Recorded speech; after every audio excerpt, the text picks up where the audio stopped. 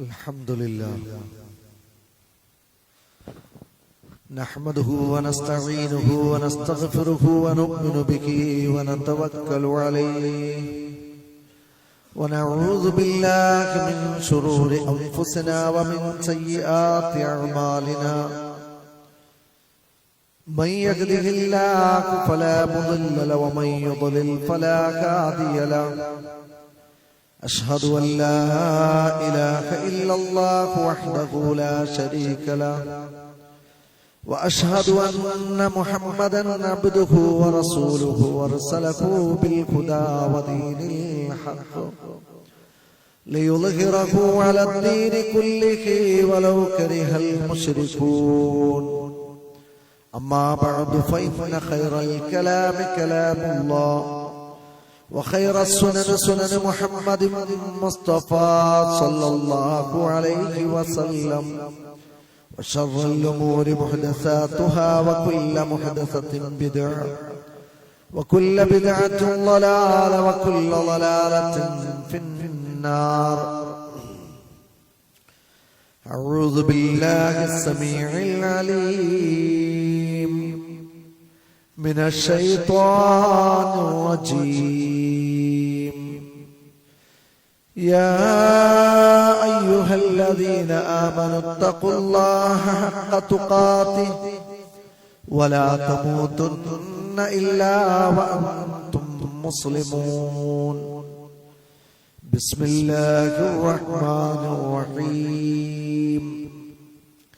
من كان يريد العزة فلله العزة جميعا إليه يصعد الكلم الطيب والعمل الصالح يرفعه والذين يمكرون السيئات لهم عذاب شديد ومكر أولئك يبور. സ്നേഹാദരങ്ങളായ സത്യവിശ്വാസികളെ, വിശ്വാസിനികളെ, സഹോദരി സഹോദരന്മാരെ, സർവശക്തനായ അല്ലാഹുവിന്റെ വിധിവിലക്കുകളും നിയമനിർദ്ദേശങ്ങളും ജീവിതത്തിന്റെ എല്ലാ രംഗങ്ങളിലും അനുഷ്ഠിച്ചും പാലിച്ചും ജീവിക്കുവാൻ നാം ഓരോരുത്തരും പ്രത്യേകം ശ്രദ്ധിക്കണമെന്ന് ആമുഖമായി ഓർമ്മപ്പെടുത്തുകയാണ്, വസിയ്യത്ത് ചെയ്യുകയാണ്. സർവശക്തനായ അല്ലാഹു അവന്റെ വിധിവിലക്കുകളെ യഥാവിധി അനുസരിച്ചും പാലിച്ചും ജീവിക്കുവാനുള്ള ഈമാനും ഇഖ്ലാസും തൗഫീഖും നൽകി നമ്മെ എല്ലാവരെയും അനുഗ്രഹിക്കുമാറാവട്ടെ. വിശ്വാസികളുടെ മേൽ അനുഗ്രഹീതമായ ഒരു മാസം തണൽ വിരിച്ചിരിക്കുകയാണ്. പരിശുദ്ധ റമളാൻ എന്ന് പറയുന്ന പുണ്യങ്ങളുടെ വസന്തകാലമായ മാസം നമുക്ക് മേൽ അടുത്തെത്തിയിരിക്കുകയാണ്.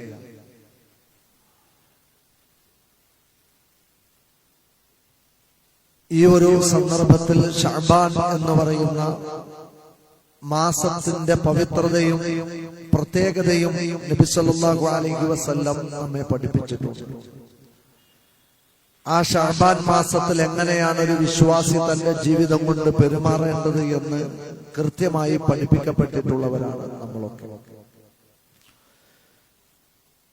റമളാനിലേക്ക് പ്രവേശിക്കുന്നതിന് മുമ്പ് ശഅബാൻ മാസത്തെ നബി സല്ലല്ലാഹു അലൈഹി വസല്ലമ ഇഷ്ടപ്പെട്ടതായി ഹദീസിൽ നമുക്ക് കാണാം.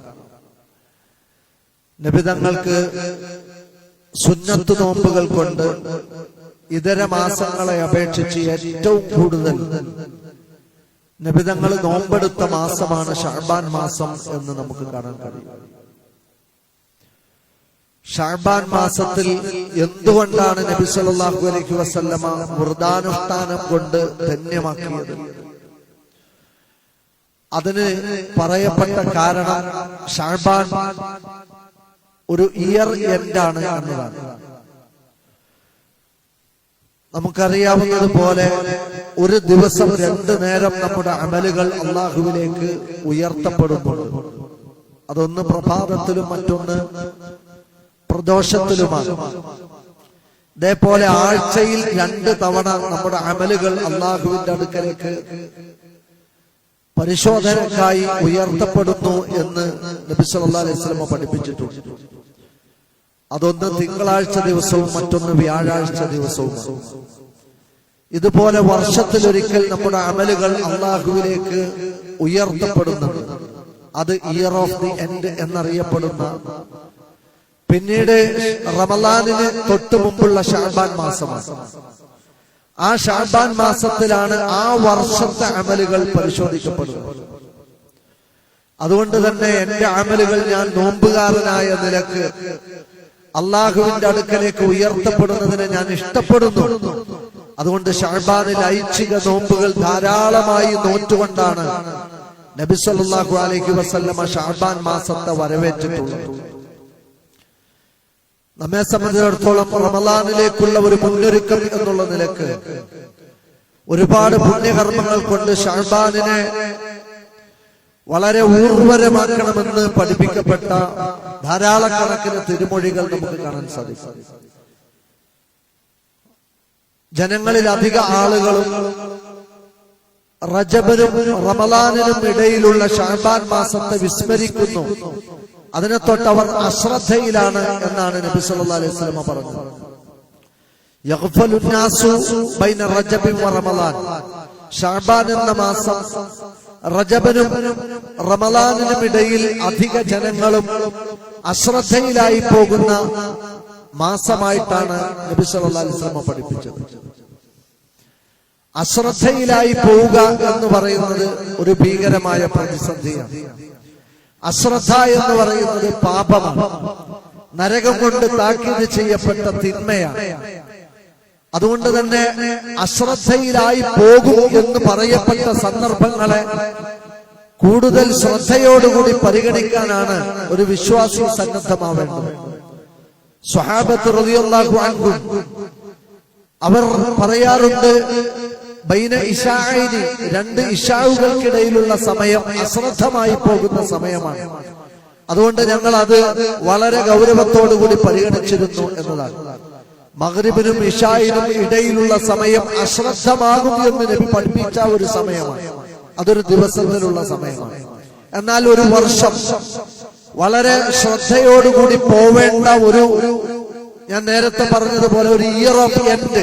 അപ്പൊ നമുക്കറിയാം, മാർച്ച് മാസം കണക്ക് പരിശോധിച്ച് എല്ലാ കണക്കുകളും അക്കൗണ്ടുകളും ക്ലോസ് ചെയ്ത് പിന്നീട് അടുത്ത ഒരു സാമ്പത്തിക വർഷം ആയി നോക്കി കണ്ടുകൊണ്ടാണ് പല ഉദ്യോഗസ്ഥന്മാരും ചില മാസങ്ങളിലെ വർഷത്തെ എൻഡ് ഓഫ് ദ മന്തിനെ നോക്കി കാണാറുള്ളത്. കൃത്യമായി കണക്കുകൾ പരിശോധിച്ച് അത് പൂർണ്ണമാക്കി മുന്നോട്ട് പോവുക എന്നത് നമ്മുടെ ഇടയിൽ പോലും നിലനിൽക്കുന്ന ഒരു ഭൗതിക ജീവിതത്തിന്റെ നടപടിക്രമമാണ്. എന്നാൽ ശഅബാൻ മാസം വർഷം, ആ വർഷം മുഴുവൻ, പോയ വർഷത്തിലെ റമളാൻ മുതൽ ഈ വർഷത്തിലെ ശഅബാൻ വരെയുള്ള കർമ്മങ്ങൾ അല്ലാഹുവിലേക്ക് പരിശോധനയ്ക്ക് എടുക്കപ്പെടുന്ന ഒരു മാസം. ഞാനൊരു നോമ്പുകാരനായ നിലയ്ക്ക് എന്റെ കർമ്മങ്ങളെ അല്ലാഹു പരിശോധിക്കണമെന്ന് ഞാൻ ആഗ്രഹിക്കുന്നു എന്ന് നബി സല്ലല്ലാഹു അലൈഹി വസല്ലം പ്രത്യേകമായി പറഞ്ഞ് മോട്ടിവേറ്റ് ചെയ്ത ഒരു മാസത്തിലാണ് നമ്മളുള്ളത്. ഈ ഒരു വർഷം, ഈ ഒരു മാസം മുഴുവൻ നമ്മുടെ അമലുകൾ പരിശോധനയ്ക്ക് എടുക്കപ്പെടുന്നു എന്നത് വളരെ ഗൗരവപൂർവ്വം നമ്മൾ പരിശോധിക്കേണ്ട, പരിഗണിക്കേണ്ട ഒരു വിഷയമാണ്. അതുകൊണ്ട് തന്നെ എന്റെ അമലുകൾ ഞാനൊരു ചീത്തയായ മനുഷ്യനായ നിലക്ക് അള്ളാഹു പരിശോധിക്കണം. അതല്ല, ഞാനൊരു പുണ്യം ചെയ്യുന്ന ഒരു മനുഷ്യനായ നിലക്ക് എന്റെ അമലുകൾ അള്ളാഹു പരിശോധിക്കണം. അള്ളാഹുവിന്റെ വെള്ളം കുടിച്ച്, അള്ളാഹു തന്ന ഭക്ഷണം കഴിച്ച്, അള്ളാഹു തന്ന ഊർജവായു ശ്വസിച്ച്, അള്ളാഹു തന്ന ആരോഗ്യം കൊണ്ട്, അള്ളാഹു കൊണ്ട് തന്ന സമ്പത്ത് കൊണ്ട് ജീവിക്കുമ്പോ നമ്മുടെ അമലുകൾ പരിശോധിക്കപ്പെടുന്ന സമയത്ത് അള്ളാഹുവിനോട് നന്ദിയുള്ളവരായത് ആ ഒരു നിലക്ക് നമ്മുടെ അമലുകൾ പരിശോധിക്കപ്പെടണോ? അതല്ല, നന്ദി കെട്ടവരായി അശ്രദ്ധമായ ഒരവസ്ഥയിൽ നമ്മുടെ അമലുകൾ പരിശോധിക്കപ്പെടണോ എന്നത് വിവേകശാലിയായ ഒരു വിശ്വാസി പരിഗണിക്കേണ്ട വിഷയമാണ്. അതുകൊണ്ടാണ് നബി സല്ലല്ലാഹു അലൈഹി വസല്ലം പഠിപ്പിച്ചത് അൽ ഇബാദത്തു ഫിൽ ഫിത്ന കൽ ഹിജ്റത്തി ഇലയ്യ എന്നാണ്. ഫിത്നയുടെ ഒരു കാലത്ത്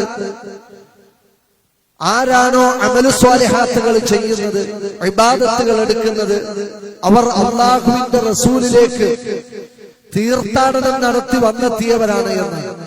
എല്ലാ ഇഷ്ടങ്ങളെയും മാറ്റിവെച്ച് റസൂൽ സല്ലല്ലാഹു അലൈഹി വസല്ലമയിലേക്ക് ഇഷ്ടപ്പെട്ട് അണഞ്ഞുകൂടിയ വിശ്വാസികളാണ് ഫിത്നയുടെ സമയത്ത് ഇബാദത്തുകൾ കൊണ്ട് തന്റെ ജീവിതത്തെ ധന്യമാക്കുന്നവർ എന്നുള്ളതാണ്. ഫിത്ന എന്ന് പറഞ്ഞാൽ അത് ഏതെങ്കിലും തരത്തിലുള്ള ഭീകരമായ പരീക്ഷണം എന്നതിനപ്പുറത്ത് റസൂൽ സല്ലല്ലാഹു പരിശുദ്ധ ഖുർആൻ പറഞ്ഞു, ഇന്നമാ അംവാലുക്കും ഔലാദുക്കും ഫിത്ന, സമ്പത്ത് ഫിത്നയാണ്, സന്താനങ്ങൾ ഫിത്നയാണ്, ദുനിയാവ് ഫിത്നയാണ്. അങ്ങനെ പഠിപ്പിക്കപ്പെട്ട ചില ഫിത്നകൾ കാണാം. എല്ലാവരും ദുനിയാവിന്റെ പിന്നാലെ ഓടുമ്പോൾ, അമലു സ്വാലിഹാത്തുകളുടെ വിഷയത്തിൽ അശ്രദ്ധരാകുമ്പോൾ, ആ സമയത്ത് ഉണർന്ന് മനസ്സ് ബോധ്യപ്പെട്ട് കൽബ് ഉണർന്ന് ഇബാദത്തുകൾ എടുത്ത് മുന്നോട്ട് പോകുന്നവനാണ് അള്ളാഹുവിന്റെ റസൂലിലേക്ക് തീർത്ഥാടനം നടത്തി വന്നെത്തുന്നവൻ എന്നുള്ളതാണ്. ഇവിടെ ഒരുപാട് ആളുകൾ കളിച്ചുകൊണ്ടിരിക്കുകയാണ്. ആ കളിക്കുമ്പോ ബാങ്ക് കൊടുത്തു നിസ്കരിക്കണം എന്ന് സ്വയം ചിന്തിച്ചു വന്ന് ഇബാദത്തുകൾ എടുക്കുന്ന ഒരു വിശ്വാസി ആ ഫിത്നയിൽ, കളി എന്ന ഫിത്നയിൽ നിന്ന് രക്ഷപ്പെട്ട് ഇബാദത്തിലേക്ക് എത്തിച്ചേർന്നവനാണ്. അവന്റെ മനസ്സിൽ ധാരാളക്കണക്കിന് അലാറാം ശബ്ദങ്ങളുണ്ട്, അവന്റെ മൊബൈലിലുണ്ട്, അവന്റെ വാച്ചിലുണ്ട്. ക്ലോക്കിൽ തൂങ്ങുന്ന ആ ആണിയിൽ തൂങ്ങുന്ന ക്ലോക്കിൽ ബാങ്കിന്റെ ശബ്ദമുണ്ട്, മൊബൈൽ ഫോണിൽ ലഹുർ ബാങ്കിന്റെ ശബ്ദമുണ്ട്. പക്ഷെ ഈ ഡിവൈസുകളുടെ ശബ്ദത്തിനപ്പുറത്ത് ഹൃദയത്തിൽ അലാറം മുഴങ്ങി എനിക്കിപ്പോൾ അല്ലാഹുവിലേക്ക് ഇബാദത്ത് എടുക്കാനുള്ള സമയമാണ് എന്ന് മനസ്സിലാക്കി കൽബ് ഉണർന്ന് ജീവിക്കുന്നവരെ സംബന്ധിച്ചിട്ടാണ് ഇവിടെ നാം പഠിപ്പിക്കപ്പെടുന്നത്. നമുക്കൊക്കെ ഉണ്ടാകുന്ന ഗഫലത്ത് എന്ന് പറയുന്നത് റെഡ് സിഗ്നലാണ്. അതൊരു റെഡ് സിഗ്നലാണ്. ഒരു വിശ്വാസിയെ സംബന്ധിച്ചിടത്തോളം ഒരു അരുണ ഓർമ്മപ്പെടുത്തലാണ്. അത് അവന്റെ ജീവിതത്തിൽ ഒരു പക്ഷേ അപകടത്തെ ഓർമ്മപ്പെടുത്തുന്ന സിഗ്നലാണ്. അതുകൊണ്ടാണ് പരിശുദ്ധ ഖുർആൻ പറഞ്ഞത് സൂറത്തു അംബിയായുടെ 97-ാമത്തെ വചനം, വഖ്തറബൽ വഅദുൽ ഹഖ്, ഇതാ വാഗ്ദത്തം ചെയ്യപ്പെട്ട സത്യം നിങ്ങളുടെ അടുത്തെത്തി നിൽക്കുകയാണ്. ഫഇദാ ഹിയ ശാഖിസ, കണ്ണ് ചിമ്മാൻ പോലും കഴിയാതെ കണ്ണ് പുറന്തള്ളി തുറിച്ചു നിൽക്കുന്ന ഒരു സമയം. അല്ലദീന കഫറു, ആ അവിശ്വാസികളായ ആളുകൾ പറയും, യാ വൈലന, ഞങ്ങളുടെ നാശമേ, ഖദ് കുന്നാ ഫീ ഗഫ്ല, അല്ലാഹു വാഗ്ദാനം ചെയ്ത ആ ഒരു സത്യം തിന്മകൾ പാറിപ്പറക്കുന്ന ദിവസം നമ്മളിലേക്ക് വന്നെത്തുമ്പോ അവിശ്വാസികളായ ആളുകൾ, അവിവേകികളായ ആളുകൾ പറഞ്ഞു പോകും, യാ വൈലന, ഞങ്ങളുടെ നാശമേ, ഖദ് കുന്നാ ഫീ ഗഫ്ല, ഈ ദിവസത്തെ തൊട്ട് ഞങ്ങൾ അശ്രദ്ധമായി പോയല്ലോ. ഇങ്ങനെ അല്ലാഹു വാഗ്ദാനം ചെയ്യപ്പെട്ട ആ സത്യം വന്നെത്തുന്ന സമയത്ത് പാപികൾ വിലപിക്കുന്ന രംഗമാണ് സൂറത്തു അംബിയായിൽ കാണാൻ സാധിക്കുന്നത്. അതേപോലെ തന്നെ ബൽകുന്ന ളാലിമീൻ, ഞങ്ങളൊക്കെ ക്രമം തെറ്റി ജീവിക്കുകയായിരുന്നു. ശരിയായ ഒരു ക്രമം ഞങ്ങൾ പഠിപ്പിക്കപ്പെട്ടിരുന്നു. ഷഅബാനിൽ എങ്ങനെ, റമളാനിൽ എങ്ങനെ, ശവ്വാലിൽ എങ്ങനെ, ജീവിതത്തിൽ തഴുകി തലോടി കടന്നു പോകുന്ന ഓരോ ദിവസത്തിലും ഞങ്ങൾ എങ്ങനെ പെരുമാറണമെന്ന് ഞങ്ങൾ പഠിപ്പിക്കപ്പെട്ടിരുന്നു. പക്ഷെ അതിനെ തൊട്ട് ഞങ്ങൾ അശ്രദ്ധയിലായി പോയല്ലോ എന്ന് മനുഷ്യർ പറഞ്ഞു പോകുമെന്നാണ്. എന്തുകൊണ്ടാണ് ആ ഒരു ദുരവസ്ഥ ഒരു മനുഷ്യന് വന്നെത്തുന്നത്? അവന്റെ ഹൃദയത്തിൽ കുടിയിരിക്കുന്നത് പിശാചുക്കളാണ്. അവനെ നന്മയിലേക്ക് ഓർമ്മപ്പെടുത്തുന്ന യാതൊരു താക്കീതുകളും അവന്റെ മനസ്സിൽ ഇടം പിടിക്കാത്ത വിധം അവന്റെ മനസ്സ് അശ്രദ്ധമാണ്. അതുകൊണ്ടാണ് ഖുർആൻ പറഞ്ഞത്, വലഖദ് ദറഅനാ ലിജഹന്നമ കസീറുൻ മിനൽ ജിന്നി വൽ ഇൻസ്, മനുഷ്യരിലും ജിന്നുകളിലും പെട്ട ഒരുപാട് ആളുകൾ നരകത്തിനായി സൃഷ്ടിക്കപ്പെട്ട ഇന്ധനങ്ങളാണ്. എന്തേ അവർ അങ്ങനെയാവാൻ കാരണം? ലഹും ഖുലൂബുൻ ലാ യഫ്ഖഹൂന ബിഹാ, കാര്യങ്ങളെ കുറിച്ച് ശ്രദ്ധിച്ച് ഗൗരവത്തോടെ പരിഗണിക്കാനുള്ള ഹൃദയം അവർ ഉപയോഗപ്പെടുത്തിയില്ല എന്നതാണ് പ്രശ്നം. അവരുടെ കൽബിൽ മുഴങ്ങേണ്ട അലാറം അത് ശബ്ദിച്ചില്ല. അവരുടെ കൽബ് ഉണർന്ന് പ്രവർത്തിക്കേണ്ടിടത്ത് കൽബ് അശ്രദ്ധമായി പോയി. അതേപോലെ വലഹും ആദാനുൻ ലാ യസ്മഊന ബിഹാ, അവർ കേൾക്കുന്നില്ല, കേൾക്കാൻ വന്നിരുന്നാൽ പോലും ഉറക്കം അവരെ പിടികൂടുകയാണ്. വളരെ ഗൗരവപ്പെട്ട സദസ്സിൽ പോലും ഉറങ്ങി തൂങ്ങുന്ന മനുഷ്യരെ നമുക്ക് കാണാൻ പറ്റും. നരകത്തെ കുറിച്ചുള്ള ശക്തമായ താക്കീത് ഉയരുന്ന ആ സമയത്ത് പോലും മനസ്സ് ശരീരം ഒക്കെ ഉറങ്ങിപ്പോകുന്ന ദുരവസ്ഥയിലേക്ക് ഒരു മനുഷ്യൻ എത്തിപ്പെടുക എന്ന് പറഞ്ഞാൽ എത്ര വലിയ പ്രതിസന്ധിയാണ്. അവർക്ക് ചെവിയുണ്ട്, പക്ഷെ അവർ ഗൗരവത്തോടുകൂടി കേൾക്കാൻ തയ്യാറല്ല. അവർക്ക് കണ്ണുകളുണ്ട്, അവർ അകക്കണ്ണ് തുറന്ന് കാണാൻ തയ്യാറല്ല. അവർ നാൽക്കാലികൾക്ക് സമാനം ജീവിച്ചുകൊണ്ടിരിക്കുകയാണ്. ഉലൈക കൽ അൻആം, മൃഗങ്ങളുടെ സ്വഭാവം, മൃഗങ്ങൾക്ക് ഉളുപ്പില്ല, മൃഗങ്ങൾക്ക് ചേപ്രയില്ല, മൃഗങ്ങൾക്ക് ലജ്ജയില്ല, മൃഗങ്ങൾ തോന്നിയതുപോലെ ജീവിക്കുന്നു. അവരുടെ ജീവിത ആവശ്യങ്ങൾക്ക് മാനദണ്ഡമില്ല. എവിടെയും കയറി തിന്നും, എന്തും തിന്നും, ആരുടെ ദേഹത്തും കയറി തന്റെ കാമദാഹം തീർക്കും. അത്തരത്തിലൊരു മൃഗം തന്റെ ജീവിതത്തിൽ കൃത്യമായ മാന്യതകളും മാനദണ്ഡങ്ങളും പരിഗണിക്കാതെ അവന്റെ ജീവിതത്തിന്റെ അടിസ്ഥാന ആവശ്യങ്ങളിൽ പോലും അലഞ്ഞു ജീവിക്കുന്ന ഒരു മൃഗത്തിന് സമാനം അവന്റെ ജീവിതമായി പോയിരിക്കുന്നു എന്നതാണ്. അതുകൊണ്ട് ഉലൈക ഹുമുൽ ഗാഫിലൂൻ എന്നിട്ട് അല്ലാഹു പറഞ്ഞത് അവർ അശ്രദ്ധയിൽ ജീവിക്കുന്നവരാണ് എന്നാണ്. ഖൽബ് കൊണ്ട് കാണാതെ, അകക്കണ്ണുകൊണ്ട് കാണാതെ, ഹൃദയം കൊണ്ട് ഗ്രഹിക്കാതെ ജീവിക്കുന്നവരെ സംബന്ധിച്ചിടത്തോളം അവർക്ക് അവരുടെ ജീവിതത്തിൽ ഒരുപാട് അശ്രദ്ധകളാണ്. എന്താണ് അവരെ അശ്രദ്ധയിലാക്കുന്ന ഘടകങ്ങൾ? ഒന്ന്, അവരുടെ ബിസിനസ്സാണ്. അവരുടെ ബിസിനസ് അവരെ പരലോക നന്മയിൽ നിന്ന് അശ്രദ്ധയിലാക്കിയിട്ടുണ്ട്. അവരുടെ കൃഷി പരലോക നന്മയിൽ നിന്ന് അവർക്ക് അശ്രദ്ധയുടെ ലോകത്ത് കൊണ്ടുപോയിട്ടുണ്ട്. അവരുടെ വിനോദങ്ങൾ, ആ വിനോദങ്ങൾ അവരെ അശ്രദ്ധയിലാക്കിയിട്ടുണ്ട്. ഒരു ദിവസം ജിമ്മിന് പോയിട്ടില്ലെങ്കിൽ അവൻ ഭയങ്കര ബേജാറാണ്. ഇന്ന് ജിമ്മിന് പോയിട്ടില്ലല്ലോ എന്ന ടെൻഷനാണ്. ഒരു ദിവസം എക്സസൈസ് എടുത്തിട്ടില്ലെങ്കിൽ ഞാൻ ഇന്ന് എക്സസൈസ് ചെയ്തിട്ടില്ല എന്ന ബേജാറാണ്. ഒരു ദിവസം പ്രഷറിന്റെ ഗുളിക കുടിച്ചിട്ടില്ലെങ്കിൽ ഞാൻ ഇന്ന് പ്രഷറിന്റെ ഗുളിക കുടിച്ചിട്ടില്ല എന്ന അസ്വസ്ഥതയും ടെൻഷനുമാണ്. എന്നാൽ ഒരു ദിവസം ഞാൻ സുബഹി നിസ്കരിച്ചിട്ടില്ലെങ്കിൽ ഒരു ബേജാറും ഒരു പ്രശ്നമില്ല. ഞാൻ ഇന്ന് ഖുർആൻ ഓതിയിട്ടില്ലല്ലോ എന്ന ടെൻഷൻ അവനില്ല. അതുകൊണ്ട് തന്നെ ഭൗതികമായ ചില കാര്യങ്ങൾ ചെയ്യുന്നിടത്ത് അവന് ഭയങ്കര ടെൻഷനാണ്. എന്നാൽ പരലോകത്തിന്റെ വിഷയത്തിൽ സുബഹിക്ക് മുമ്പുള്ള ഒരു 2 റക്അത്ത് സുന്നത്ത് നഷ്ടപ്പെട്ടു പോയാൽ അവന് ടെൻഷനില്ല. അതാണ് ഉലൈക ഹുമുൽ ഗാഫിലൂൻ. അവർ അശ്രദ്ധയുടെ ലോകത്ത് ജീവിച്ചുകൊണ്ടിരിക്കുകയാണ്. മഹാനായ സൽമാനുൽ ഫാരിസി റളിയല്ലാഹു അൻഹു കിട്ടാതെ കിട്ടിയ ഖനിയാണ് അദ്ദേഹത്തിന്റെ ഹിദായത്ത് എന്ന് പറയുന്നത്. പേർഷ്യയിലേക്ക് ഇസ്ലാം പരക്കുന്നതിന് മുമ്പ് ആ യാത്രക്കാരന് ലഭിച്ച മഹാസൗഭാഗ്യമാണ് ഹിദായത്തിന്റെ വെളിച്ചം എന്ന് പറയുന്നത്.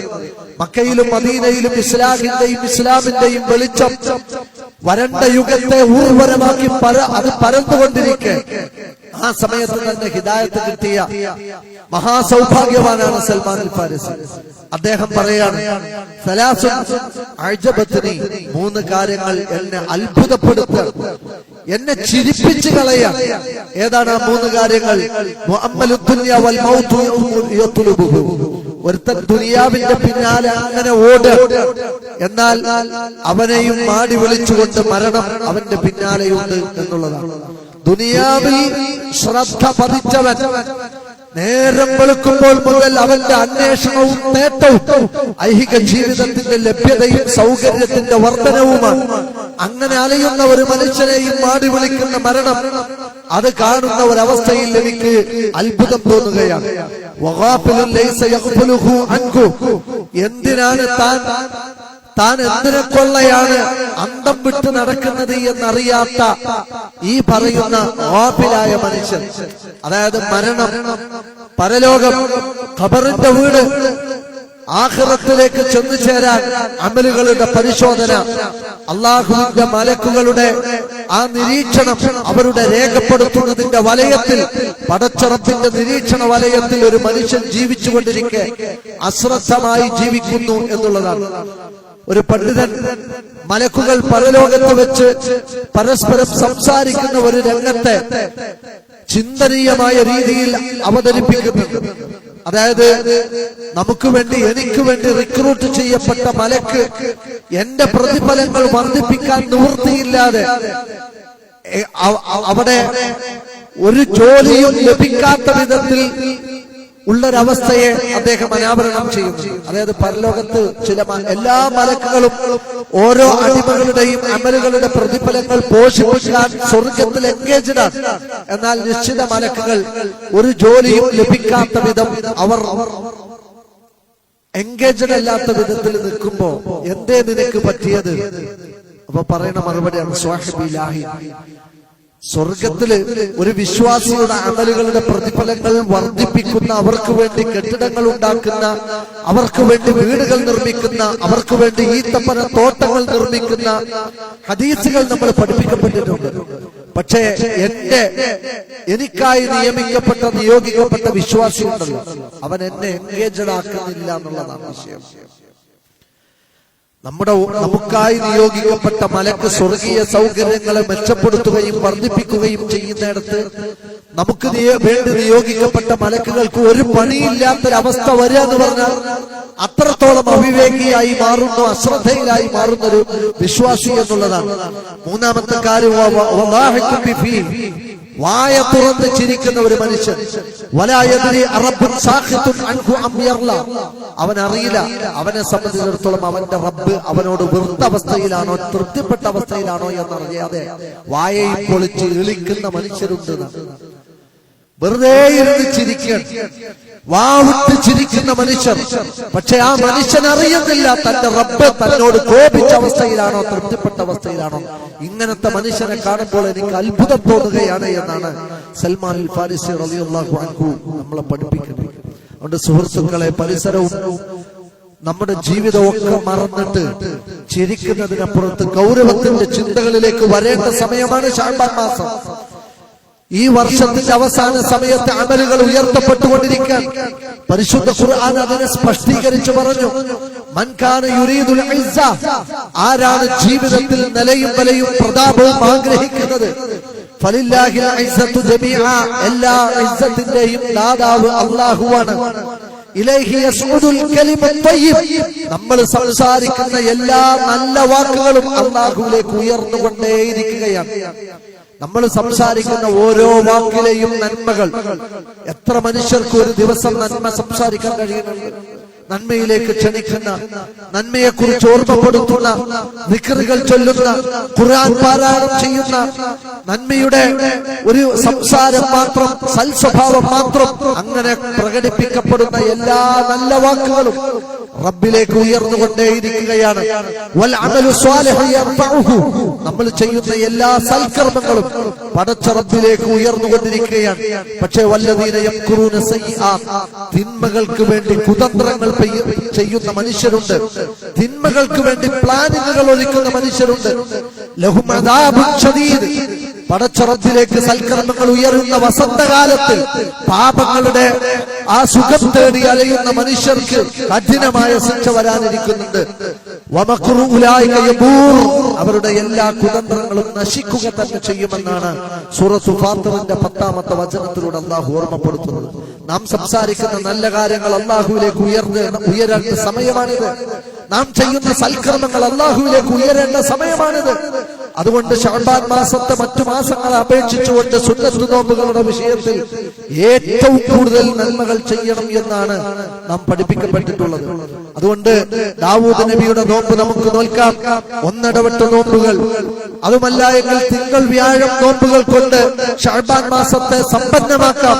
നബി സല്ലല്ലാഹു അലൈഹി വസല്ലം പറഞ്ഞതുപോലെ ശഅബാനിലെ അവസാനത്തെ 1-2 ദിവസങ്ങൾ ഒഴികെ ബാക്കി എല്ലാ ദിവസങ്ങളെയും നോമ്പ് കൊണ്ട് നമുക്ക് ധന്യമാക്കാൻ സാധിക്കുന്ന സമയമാണിത്. ശഅബാൻ മാസത്തിലെ അയ്യാമുൽ ബീളിലെ 13, 14, 15 ദിവസങ്ങളിൽ നമുക്ക് നോമ്പെടുക്കാം. അങ്ങനെ സൽക്കർമ്മങ്ങൾ കൊണ്ടും പുണ്യകർമ്മങ്ങൾ കൊണ്ടും ശഅബാനിനെ വരവേറ്റ് റമളാനിലേക്കുള്ള മുന്നൊരുക്കമായി ശഅബാനിനെ കാണാനാണ് ഇസ്ലാം നമ്മെ മോട്ടിവേറ്റ് ചെയ്യുന്നത്. അതുകൊണ്ട് സഹോദരങ്ങളെ, നോമ്പുകൊണ്ട്, ജമാഅത്ത് നമസ്കാരങ്ങൾ കൊണ്ട്, തീരെ നിസ്കരിക്കാതെ നടക്കുന്ന മനുഷ്യന്മാരൊക്കെ നിസ്കാരം തുടങ്ങേണ്ട ടൈമാണ്. ഇനി നിസ്കരിക്കുന്നത് വീട്ടിൽ നിന്നാണെങ്കിൽ പള്ളിയിൽ വന്ന് ജമാഅത്തിൽ പങ്കെടുക്കേണ്ട സമയമാണിത്. ഇനി ജമാഅത്ത് നമസ്കരിച്ചാലും ശരി, ജമാഅത്ത് നമസ്കാരത്തിന്റെ മുമ്പും പിമ്പുമുള്ള ഐച്ഛിക നമസ്കാരങ്ങൾ കൊണ്ട് ജീവിതത്തെ ഒന്നുകൂടി സമ്പന്നമാക്കേണ്ട, അഭിവൃദ്ധിപ്പെടുത്തേണ്ട സമയമാണിത്.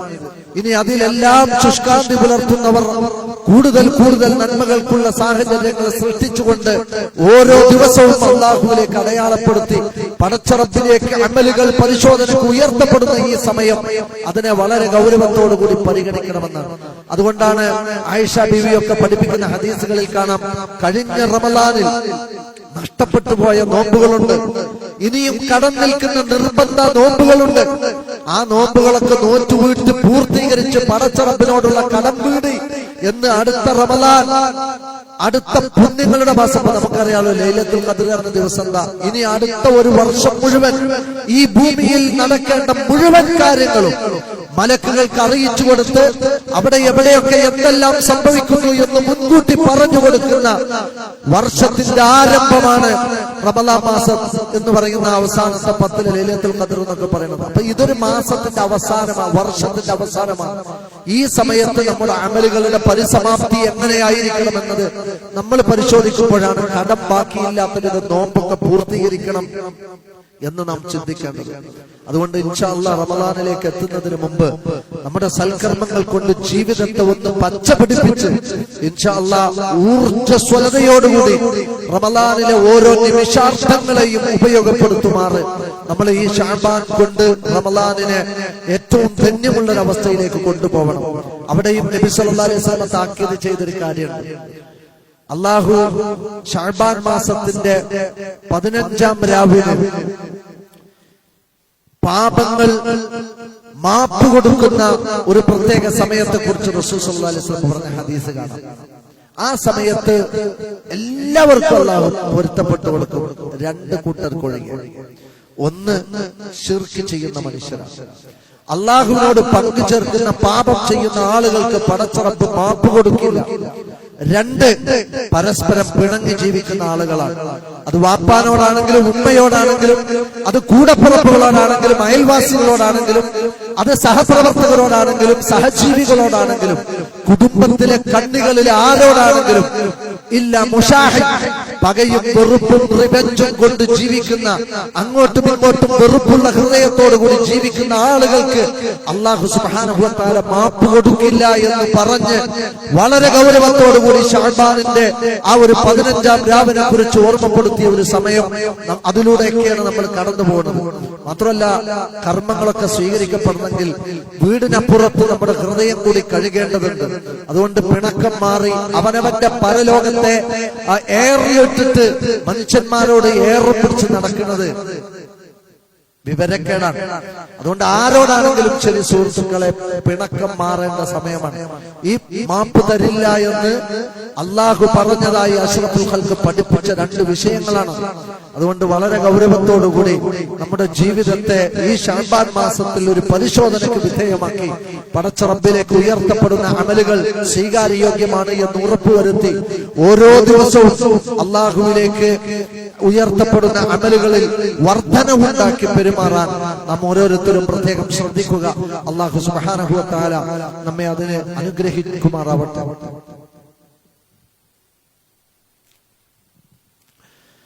അൽഹംദുലില്ലാഹ് അല്ലദീ ഹദാനാ ലിഹാദാ വമാ കുന്നാ ലിനഹ്തദിയ ലൗലാ അൻ ഹദാനല്ലാഹ് വസല്ലല്ലാഹു അലാ ഖൈരി ഖൽഖിഹി മുഹമ്മദ് നബിയിനാ സല്ലല്ലാഹു അലൈഹി വആലിഹി വസഹ്ബിഹി വസല്ലം.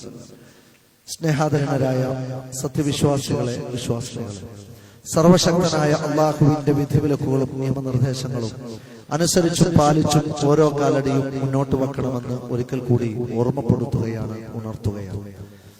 അല്ലാഹുവിന്റെ അടുത്ത് സ്വീകരിക്കപ്പെടുന്നത് നബുവത്തിന്റെ കയ്യൊപ്പും റിസാലത്തിന്റെ അംഗീകാരവുമുള്ള കർമ്മങ്ങൾ മാത്രമാണ്. അതുകൊണ്ട് തന്നെ ബിദ്അത്തുകൾ പ്രത്യേകിച്ച് ശഅബാൻ മാസത്തിലും റമളാനിലൊന്നും കയറി വരാതിരിക്കാൻ പ്രത്യേകം ശ്രദ്ധിക്കുകയും ചെയ്യേണ്ടതായിട്ടുണ്ട്. ബിദ്അത്തുകൾ കൊണ്ട് സംഭവിക്കുന്നത് ആ അമല് സ്വീകരിക്കപ്പെടുകയില്ല. മറ്റൊന്ന്, നമ്മൾ നടത്തുന്ന തൗബ അല്ലാഹുവിന്റെ അടുത്ത് സ്വീകരിക്കപ്പെടുകയില്ല. അല്ലാഹുവിന്റെ മതത്തിൽ ഒരു പുതിയ കാര്യം കടത്തിക്കൂട്ടിയതിന്റെ ശിക്ഷ നാളെ നരകത്തിൽ അനുഭവിക്കേണ്ടി വരും.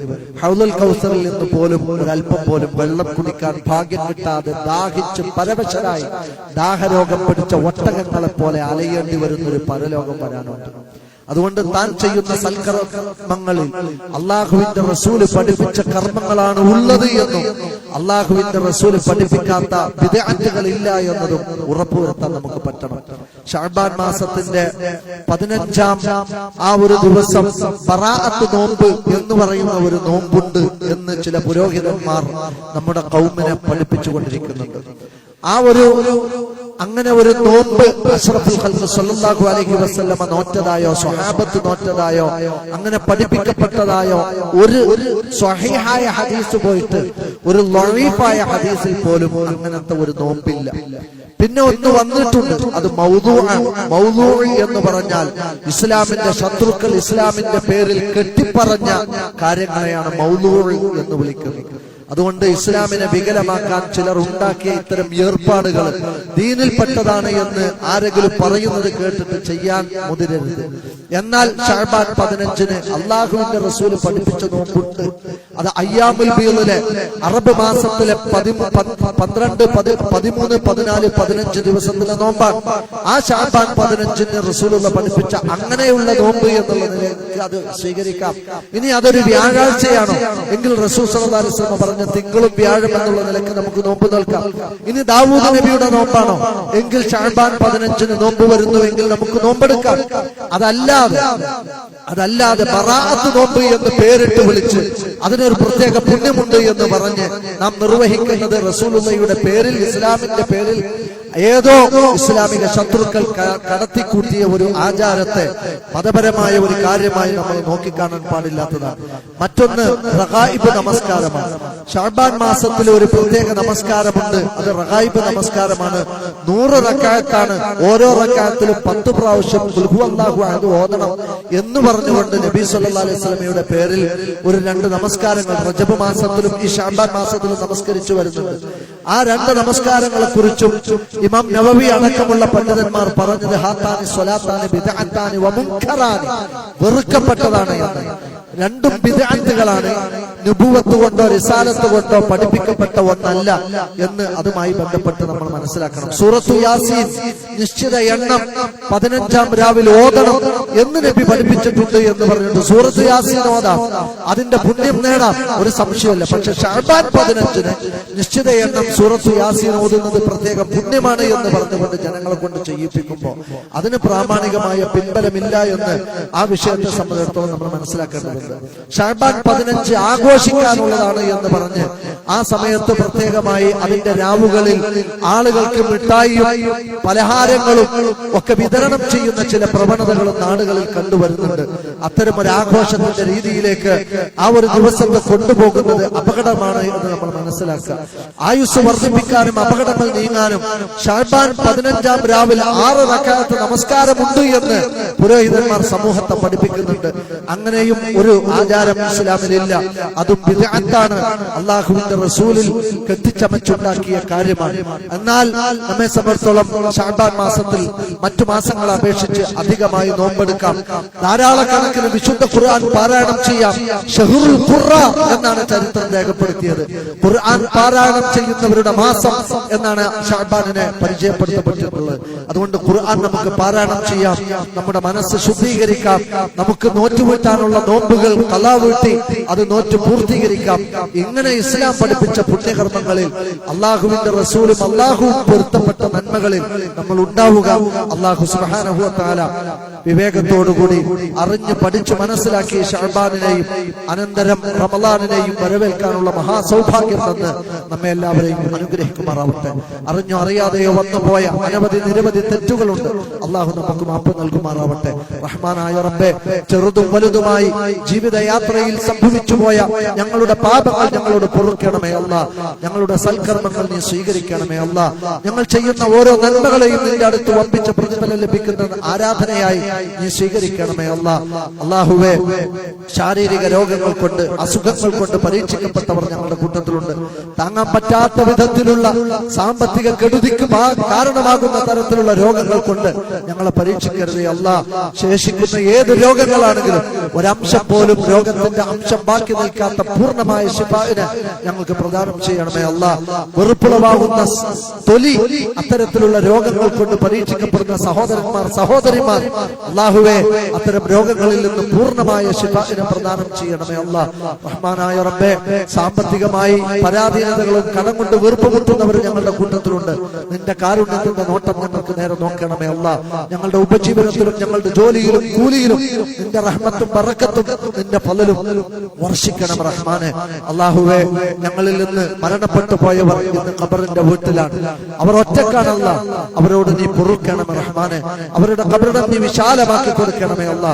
അവരെയും ഞങ്ങളെയും നീ നിന്റെ ജന്നാത്തുൽ ഫിർദൗസിൽ പരിഗണിക്കണം റഹ്മാനെ. ഖബറിന്റെ ശിക്ഷയിൽ നിന്നും നരകശിക്ഷയിൽ നിന്നും ഞങ്ങളെ രക്ഷിക്കണം റഹ്മാനെ. അല്ലാഹുവേ, ഒരു വിഭാഗം സ്വർഗത്തിലേക്ക് ആനയിക്കപ്പെടുമ്പോൾ മറ്റൊരു വിഭാഗം നരകത്തിലേക്ക് വലിച്ചിഴക്കപ്പെടുമ്പോൾ സ്വർഗപൂങ്കാവനത്തിലേക്ക് പോകുന്നവരിൽ ഞങ്ങളെ എല്ലാവരെയും നീ ഉൾപ്പെടുത്തി അനുഗ്രഹിക്കണം റഹ്മാനെ. അല്ലാഹുമ്മ ഗ്ഫിർ ലിൽ മുഅ്മിനീന വൽ മുഅ്മിനാത്ത് വൽ മുസ്ലിമീന വൽ മുസ്ലിമാത്ത് അൽ അഹ്യാഇ മിൻഹും വൽ അംവാത്ത്. റബ്ബനാ തഖബ്ബൽ മിന്നാ ദുആനാ ഇന്നക അൻതസ് സമീഉൽ അലീം വതുബ് അലൈനാ ഇന്നക അൻത തവ്വാബുർ റഹീം.